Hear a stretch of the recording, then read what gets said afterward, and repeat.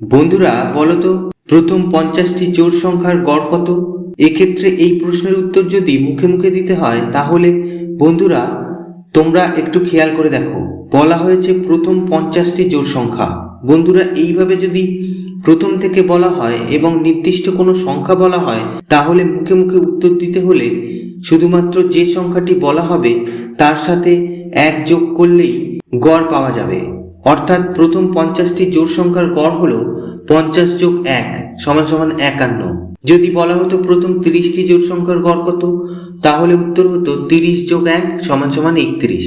যদি বলা হতো প্রথম 70টি জোড় সংখ্যার গড় কত, তাহলে উত্তর হতো 70 যোগ 1 সমান সমান 71। বন্ধুরা তাহলে বিষয়টা কেমন লাগলো প্লিজ জানাও।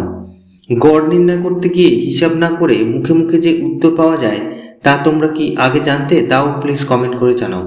আর চ্যানেলটাকে প্লিজ সাবস্ক্রাইব করে পাশের বেল আইকনটা প্রেস করে রাখো। এতক্ষণ ভিডিওতে সাথে থাকার জন্য ধন্যবাদ।